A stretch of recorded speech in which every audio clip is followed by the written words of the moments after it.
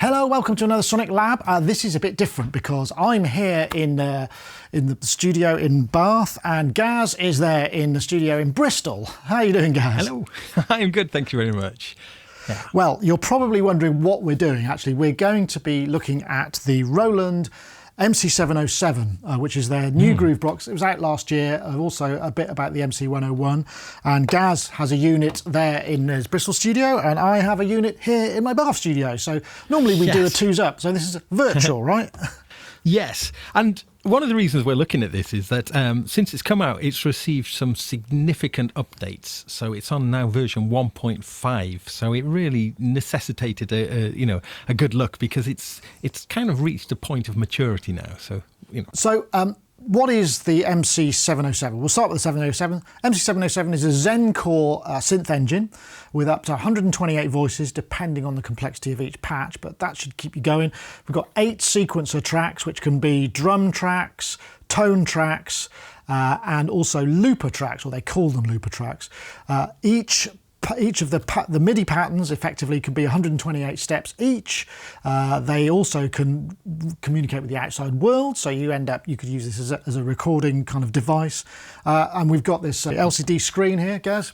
Yeah, well, I was going to say, when you talk about the external, there's 2 MIDI outs on here, so you could actually, each of these sequencer tracks can actually be set to different MIDI channels out, and so you can sequence external gear too, but it will use up some of your tracks. Absolutely. So we've got a pair of stereo outputs, main stereo and an assignable stereo. We've got auxiliary return stereo for effects and maybe bringing external mixers in. We've also got an external input which can be used to feed your your tracks. So just as a quick aside here, I've got a pattern here that I loaded up. So this has got a variety of things. So we'll start with drums. We've got this is the bass from the actual unit. This is a Zen Core voice, which sounds really nice, I have to say. It does. Then I've got a loop that I made on the Typhon, which I've recorded in a loop. Then I've got another one here. Then I've got another voice here, which is actually a sort of synth voice.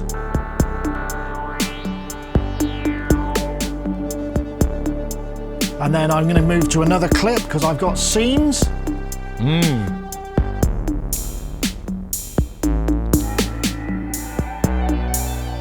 Yes. So without going through the whole thing, that's a sort of a mixture of drum tracks. A drum track can have up to 16 voices via a sort of TR type sequencer. One thing we will say, look, this isn't going to be a sort of full demonstration of all the features. It's really kind of how can we use this in music making. So anyway, over to you guys. Yeah, well, it is a very, very deep unit, and to cover it all would just take hours. You mentioned about clip launching, and what you notice on here is that you've got a very similar paradigm to Ableton Live in terms of the clip launching.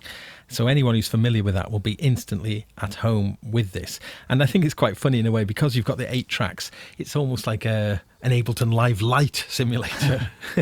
But that idea of clip launching and being able to have scenes is something that is a very fast way of working that I'm sure many of you will be familiar with. There are some restrictions that we will touch on, but by and large, as you said yourself, Nick, you can get up and running and making music on here, well, very quickly. Absolutely. I mean, this is something we should mention because Gaz looked at the MPC Live or MP Clive II. He's also got some Electron experience. So, I mean, I'm very impatient when it comes to obfuscated ways of working. And I found sometimes in the past, I find some of the Roland stuff has been a little bit hard for me to understand. But I have to say, I was up and running on this really quickly. I've created a bunch of projects. You save them all to SD cards, so, and I found myself kind of really getting somewhere very quickly. How did you find it in comparison to those others? Well, yeah, I think it's very interesting because I think there's a lot of influence. There's certainly a lot of Electron influence in this unit, and therein is something that's quite interesting. Roland, who I think made their first Groovebox in the MC-303 in, what was it, about 1996, essentially creating the genre, they left the Groovebox market in 2007. So this is their first stab at a full Groovebox in, well, like kind of 12, 13 years. And what's interesting about that is the fact that they've definitely looked around at various things and have brought a bunch of influences from more current stuff. So rather than it being like a continuation of where they got to in 2007, it does feel a lot more up to date. There are things like, sort of parameter locks, like electron type things in here. Well, we've got each of these knobs is an assignable control on a per track basis that you can record in motion control, can't you? Yeah. Yes. There is text underneath them. It says filter, mod, and FX, and that's what they're defaulting to. But they don't have to be that. There's a bunch of different parameters that they can be set to on a per track basis. Yeah, I've got that up here. I'm just demonstrating that you can assign each track to have a completely different set of parameters there. Yeah.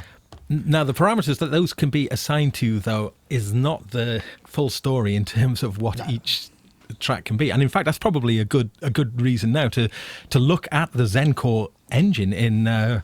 So if you were to set up a track to be a tone track, so essentially a synth track, then the amount of parameters available is quite staggering, isn't it? Oh yeah. Shall I show you mine, as it were? Yeah. So I'm going into sound. So this is the sound edit page. If I zoom in, you can see we've got, there's an easy method which I thoroughly recommend you stick to, because otherwise you're getting into partials. But we've got oscillators, which can be virtual analog, they can be PCM waves, they can be samples. We've got 4 per voice. We've got envelopes, we've got filters, lots of different filter types. Then we've got amp envelope, mod matrix, hitting enter, it just reveals this sort of cascading level of depth. But at this sort of top level, is actually, there's also an effect insert per each one. It's actually pretty feasible. So hold on, just show you how that worked again. We just go shift sound, and there we've got all the access for all of those. If we go into parameter, it gets very deep very quickly. But the Zen Core engine sounds really good. You've also got PCM stuff, so you've got pianos, you've got things like that. There are there's a very wide variety of sounds. Yeah, let's have a look at that. So if we were to go into if we were to go into a track and to select the sounds, we can go in and there's categories, and then we can filter this is the that presets, down. Yeah, there's 3,000 of them or something, isn't there? Yeah, and one of the things you find in here as well is that a lot of the sounds, you'll see there's like lots of Jupiter, JP8, then Jupiter 6, Junos. It's a bit of a best of Roland, really. Well, it's the full Zen Core experience. Basically, the Zen Core engine is the same in the 101, the MC-101, which I've got here. If I just hold this up, but only has 4 tracks, but it's got a full Zen Core engine. You can load projects from this into this, it will play, and vice versa. I believe Jupiter XM voices, Jupiter X voices. This is the commonality. This is the common new engine, right? Yeah, and the thing about that engine, you can kind of trace its lineage back to the D50, really. And as the D50 kind of developed and went through all the different iterations, the JV series, the XV, this Zen Core, if you're familiar with some of those paradigms, like partials and TVF and what's it, time variant filter and time variant amplitude and those kind of things, then you'll be at home straight away with the Zen Core. For those of you who are not, it may seem quite daunting, but you don't really necessarily have to go in the deep end if you don't want to. And I think that's one of the beauties about this. You could just be working with presets and using the real-time controls. And for some people, I think that may be as deep as they want to go. However, if you want to go all the way in and want to go in into every partial... Right the way, here we go. There's tons of... We should also point out that there are drum tracks, and the drum tracks give you up to 16 voices as well. But you can, you can sample into this thing. Maybe you should take over at this point. Yeah. Okay. So, if we were to select a track here, and in my case here, our track 8 is blank. There's nothing assigned to it at all. So if I select it, it's allowing me to choose between a tone track, a drum track and compressor, which I guess must take up a lot of CPU because it tells me I can have 8 drum tracks. But I can only have a drum track with 6-channel compressor, curious one, and a looper. Now, this looper is quite controversial, and we will talk about that in a bit. But let's go back to drum track. I'm going to select that drum track with enter. And now I've got a full drum track loaded in. So even though it's one track, you can sequence all of these. You know, it's you can do a full 16, drum programming. 16 part. 16 and part. That's full on. That's a full on sort of TR style editor, which is absolutely yeah. In fact, right. What's interesting, there are loads of drum kits in there. We won't go into all, but right. What's really interesting is they're all the TRs. So previously we didn't have them, and now Roland have used them all. But we can do more. Let me load in my favourite, the little 606. Oh, I miss mine so much. Let's go in. Right, so I've loaded in a 606, and of course everything's there. But if I did want to edit any of these, I can get this up here, and we can see that at the bottom here, if I wanted to change the pitch of this kick, sort of basic editing. Basic editing, and every time you see function flashing, it means that there's another page of parameters available, and we can see we've got pan and various things like that. However, that's not the full story, is it? Because what we can do is we can press whichever drum is selected, press enter, and it opens up this little menu, and this menu goes, then look at this. We can have four different waveforms. And these are huge, aren't they? And each of these menus are really deep as well. So there are bags and bags and bags of editing potential. And that's on a per pad basis. So, yes. Yeah. But the other thing that's really cool with that is you can, you're not stuck with what they provide, because you can record your own samples in here, and you can use your own samples as the basis of your own kits, right? Yeah, well, actually, let's demonstrate that now. So let's just go here a moment. I'm going to go shift and record, and that will open up this little window here. And this is a little sampler. Now, this wasn't in the MC-707 at launch. This came out in an update. But this sampler is kind of always available, and I'm going to just sample. Okay. Well, what Gaz is doing at the moment is he's plugged his bass is going into the external inputs, so it's always available. You can set the volume of that, so that can actually be a play through, but you can also sample from it, right? Yeah, absolutely. And we can sample, we can set the trigger, or we can kind of have it sort of clocking, and we can put a pre-count in. But in this case, I'll set a trigger, and I'll go enter. It's waiting for me to sample something. Okay, enter to stop. And now look. There we are. We've got a little editor, a wave editor available to us now, and I could edit this down. I can zoom out, and actually, what's kind of neat about this is very dig attack. If I'm adjusting the end, yes, exactly, yeah. So when I click zoom, if I've been adjusting the end, it'll helpfully zoom to the end. If I wanted to start tweaking the beginning, when I just zoom, it'll do it. So we've seen this kind of wave editing, certainly in Electron devices. However, once I've got my little sample and I'm happy with it, I can hit function to preview it. Then I could choose which pad. I'll just use this one here and replace this little tom. I'll just go enter. And now... So, that's pretty easy. You don't have to sample. You could actually just load it in from a WAV file or whatever. There are ways to get it off the SD card. So, yeah. Off the SD card. Yeah. So, but the fact is, you've got this very quick sampling. Also, the place where you could be sampling from isn't from external. You can actually resample. So, you could be sampling from any of your tracks, or even resampling from the master output as well. Or a return from the PC. This is worth mentioning, actually, because this has also got USB audio, and the USB audio is 20 channels. So 20 return channels. So you can basically record the stereo input, each individual stereo track, so that gives us 18, and then I think the master mix. So there are a ton of options there. Yes. And this does kind of lead us really onto something which we should discuss, which I believe is possibly the biggest limitation, sadly, in the 707, which is the available sample recording time is limited to 62 seconds. So if you wanted to record anything longer than that, then you're out of luck, sadly. But it's also worth mentioning that just building up a few clips quite quickly, because these are all stereo samples, like very quickly you run out of space. So thinking of it in terms of an actual looper is just a little bit misleading. It's so disappointing, but it's still great without that. But it would be fabulous if we could have more memory, please. Yeah, so we mentioned about the looper track, so I think now is a pertinent time to discuss that a little bit more. And I think in this project, I've got tone tracks and looper tracks. And I think that when you set it up to have looper tracks, like for instance now I could loop like a bass line into a track.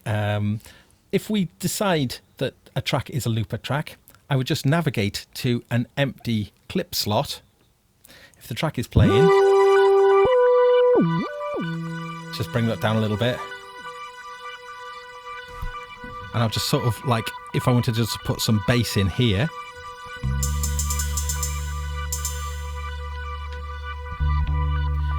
So I hit record.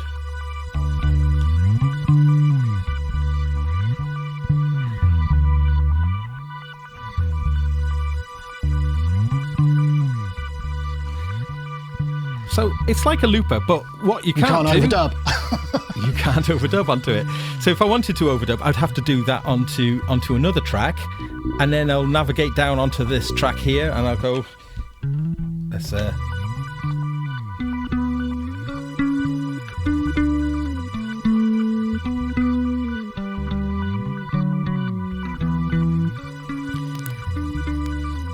and you kind of go, oh, this is great. I can be building up like a mixture of samples, a mixture of synth layers and recording layers. But my goodness, you run out of that time very quickly. Oh, it's so frustrating because, I mean, in my setup, what I was doing is just recording a bit of, so I've got a bit of Typhon. So in this, I think on this track, let me see what I've got.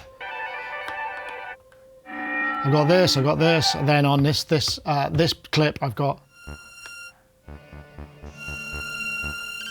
You know, I mean, you can build up all of these things, but you run out of time so quickly. And what it is no matter how big the SD card is, it's filling up the project memory and then dumping it out as when you save it.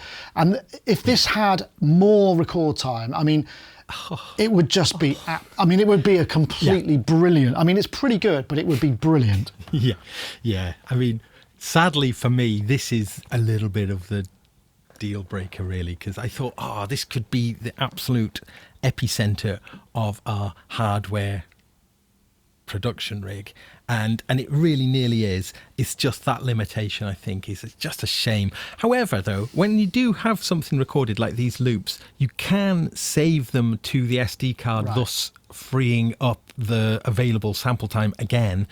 But that entails it's fiddly, isn't it? It's fiddly. A fiddly process. I think, I think what would be really handy is if you could just go, right, this is a looper track. Some sort of key command would say, right, I want to bounce down these three into that, bang, and then delete those and free them up. And that would be, and you could keep the thing rolling, because when you're saving and loading to SD cards, you can't be playing. And it is a bit disappointing, and I understand maybe why they do that. Perhaps we should just coming back to the specs. I don't know if I mentioned, but each of the kind of pattern tracks, which could be either internal voices or external MIDI, up to 128 steps per track. So you can have polyrhythmic, polymetric, whatever. There's a lot of stuff that you can do with those. Another really cool feature, which I will show, is on here.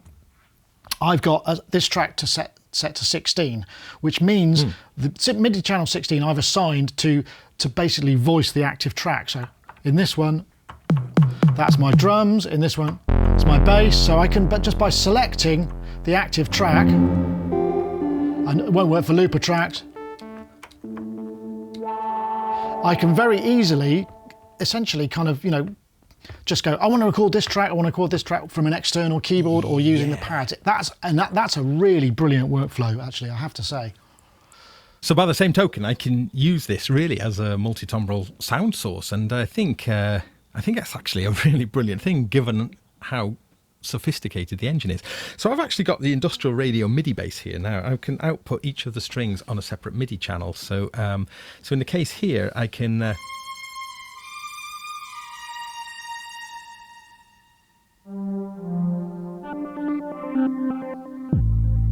So you can hear I've got channel 1, channel 2, channel 3, channel 4 on the different strings, so I can do things like this.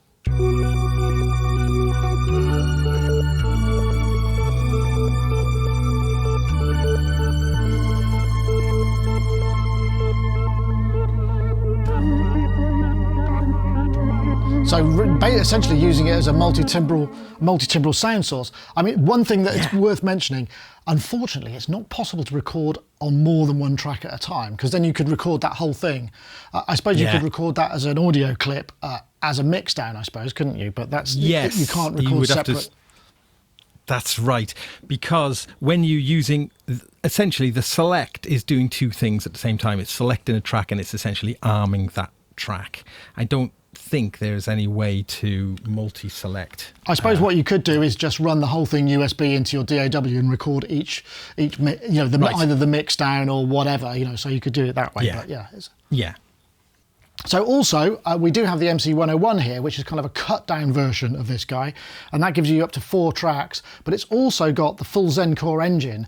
I mean, the editing experience is nothing like as fun, because you've only got this tiny little LCD window, and whereas on the full MC-707, you've got this kind of very fulsome experience where you can motion record all of these, and on here you've got much more limited. So I'm still leaning towards this. Well, actually, also it's probably worth mentioning that the controls, the parameters, these controls under here, they are push encoders as well, and you can, use them to confirm by pressing them, but also if you press them down and turn them, you can get fine-tune adjustments. So little things like that add up to making the editing experience on the 707 actually very fast and fluid once you kind of learn your way around it. This little menu down the right hand side here, which we can select from here, allows us shortcuts and copy paste and delete and functions like that.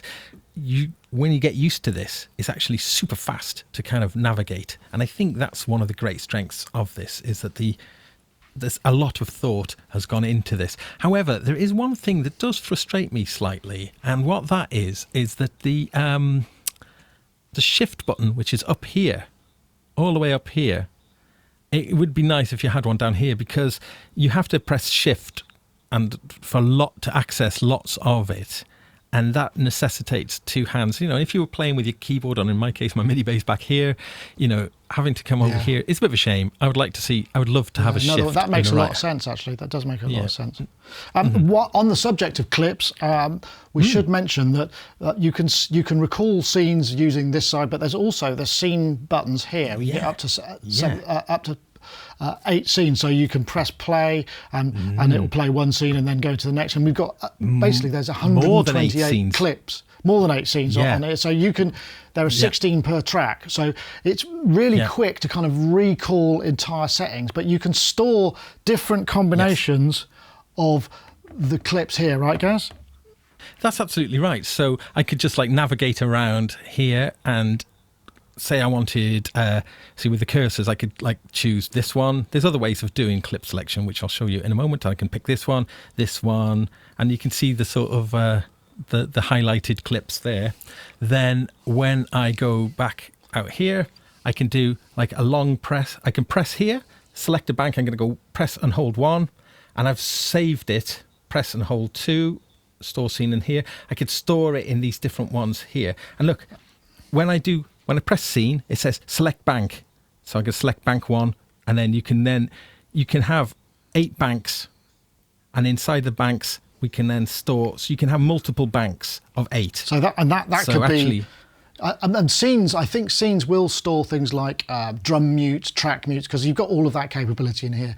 I mean, we should also point out, we're not really demonstrating this much, but this has got a full TR way of working, like a TR drum way of working. If that's what suits you, we're not really going to demonstrate that, because there are some great demo people of doing that sort of thing. Something that is worth mentioning with that TR way of sequencing, though, very briefly, is the fact that you do, if I press and hold it, hold a step, then we can parameter edit things like velocity start per step.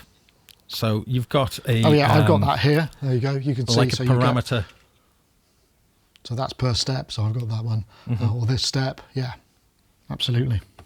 Right. But not only are you changing those steps there, you could change the controllers per step as well. So you could set different filter amounts and, so therefore that's where it becomes a bit like a kind of parameter lock kind of paradigm.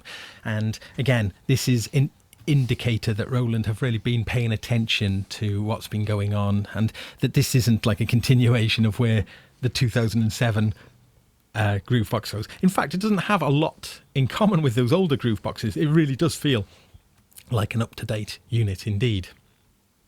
Yeah, I mean, one thing also mentioning is a bit more about just the facts and figures. Each part can have what's called an MFX, which is like an insert effect. There's also a master reverb and a master delay, which you can have on sends. There's a filter, which you can... I think I might have that. Let me see if I got something working here. Let me see. So I've got this is my attempt at sort of ambient sounds. Just trying to demonstrate the kind of the amount of... This is all the power of the engine. I'll turn that off. Yeah. Anyway, it's easy to get lost in this, basically. That's the thing I found. And I don't know about you, but I found it very easy to basically come up with ideas. It's super cool. But like the depth of it, as you mentioned, like if we were to go into the reverb and I hit shift and hit that, and we look at the parameters available to us at the reverb, we can actually choose. See, it's got the Integra 7 reverb here, a Wormhole GS, but look, the SRV 2000, the classic Roland reverb, and like the non-linear version as well as a General MIDI 2 reverb. But there really is like a best of Roland going on inside here. And the same thing when you go through the MFX as well. There are a lot of deep effects that are, really fully featured.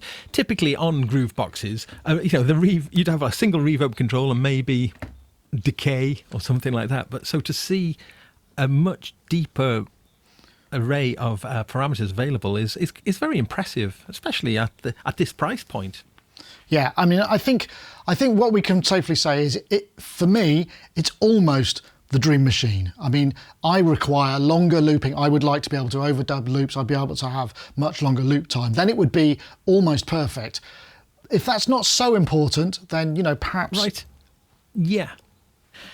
I completely agree. The fact that you can resample the outputs, it's just such a shame that you can't make like an internal mix down inside here. If there was like if there was a way for it to record to the SD card, to stream to the SD card, and essentially giving you record time only limited by the SD card space, my goodness, this would be the killer device. Because I could imagine, if people who've got their modular rigs, they want to kind of just do like long form jams, record it in, and of course, within the sample thing, we could be splitting slicing those bits in and different things. It's really interesting you say that, because I've actually got here the spec that I downloaded, and it says basically available memory space for user samples, 12 minutes in mono, 6 minutes in stereo. So that surely would mean if they did some firmware business, they could reallocate this and give us more time for the looper. Please. Oh, please. I mean, it sounds like we're down on this, but I actually think this is a really pretty good item. I mean, like I say, I don't have much patience with obscure and difficult workflows. I really don't. But I found I took to this very, very easily, and it's very quick to just throw down ideas. And I think that's a pretty impressive thing. Plus, you've got this basically 8-part multi-timbral Zen Core engine. Forget about the other stuff. 8-part multi-timbral Zen Core engine with 128 voices, plus all this other. That's right. And this is actually part of the Roland IRA range, and that kind of makes sense. It looks like it belongs in the same family. And one of the things that I think is in virtually all IRA is the scatter function. And yes, it is here on this device too. And the scatter function allows for a lot of real-time manipulations of of whatever's playing. So I don't know if you could demonstrate that, Nick, with your pattern. Yeah, so here's my original pattern, which I can go into scatter mode.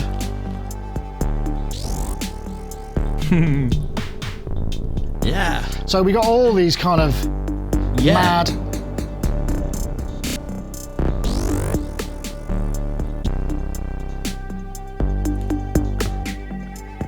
Sort of almost multi-effects things. I think these are programmable. I don't pretend to know a lot about what's going on, but you can set these up to do what you want, basically. Yeah, I mean, that's the thing. Again, the depth of this thing. Look, if I go shift and hit one of the pads, I can get into the scatter edit and, again, I've got this like stuff. I can get to stuff quite quickly here, but hit enter again and look at all of this. You can go in and you've got pages, and that's per, so you can customize all of those. So really that lends itself to live performance. And I think this is an absolutely fabulous choice for people who want to do electronic music performance live. It really has so many features that kind of work really well in that respect. Little details as well, like all the colors, like the colors of all of the channels and stuff. You can customize the colors and you can really set it up to however you want it, which is very useful. We should probably mention a bit on pricing. The price of the MC-707 is about £750 UK, which might seem, you might think is expensive, but I think for the amount of features you've got, it's actually not bad at all. It's about £1,000, which is kind of weird. I thought it'd be cheaper than that.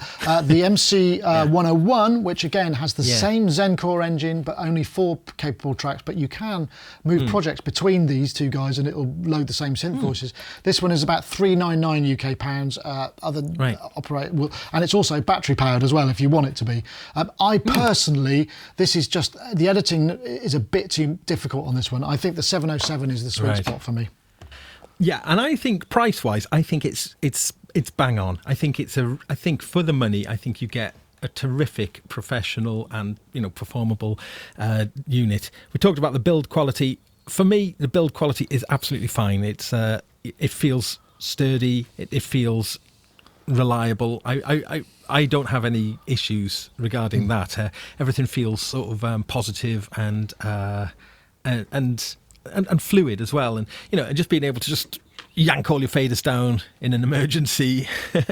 There's a lot of things which is very appealing, especially from a live point of view. It does, however, as I mentioned and keep mentioning, you hit that sample limitation. Time. If they could fix that, then I think it would be a kind of gold star product, wouldn't it? Really? Yes, totally agree. But well done to Roland though for making an up-to-date and fluid, fun, and ultimately very creative, inspiring device. Thanks very much to Gaz for joining us in Bristol. That was the SonicLAB of the MCs. See you next time. Thanks for watching.